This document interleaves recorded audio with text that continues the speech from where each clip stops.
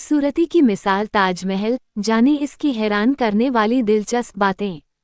आज हम आपको ताजमहल के बारे बताने जा रहे हैं, कुछ ऐसे रोचक तथ्य जो शायद आप न जानते हों। History of Taj Mahal. हर कोई चाहता है कि वह एक बार ताजमहल जरूर देखे। इस महल को शाहजहां ने अपनी बेगम मुमताज के लिए बनाया था।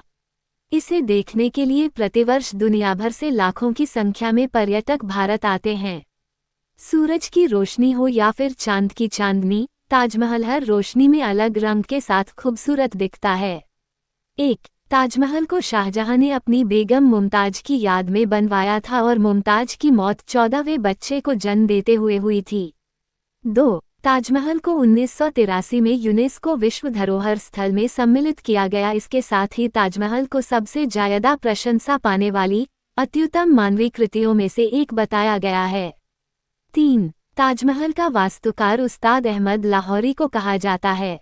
4, ताजमहल का कार्य निर्माण 1632 में शुरू किया गया और 1653 में पूर्ण हुआ था। इस इमारत को बनाने में 22 वर्ष का समय लगा था।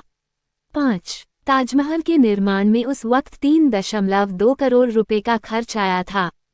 6, ताजमहल को दूसरे विश्व युद्ध, 1971 के भारत पाक युद्ध और मुंबई के 9-11 हमले के दौरान चारों ओर से बांस का घेरा बनाकर हरे रंग के कपड़े से ढक दिया था, ताकि दुश्मनों की नज़र ताजमहल पर न पड़े। 7, ताजमहल के निर्माण के समय बादशाह शाहजहां ने इसके शिखर पर सोने का एक कलश लगवाया था। इसकी लंबाई 30 फीट 6 इंच थी। कलश करीब 40,000 तोले सोने से बनाया गया था। 8, ताजमहल को 1857 में एक हमले के दौरान थोड़ा सा नुकसान हुआ था, लेकिन लॉर्ड कर्जन ने इसे 1908 में दोबारा ठीक करवा दिया था, क्योंकि तब तक इसे विश्व भर में ख्याति मिल चुकी थी।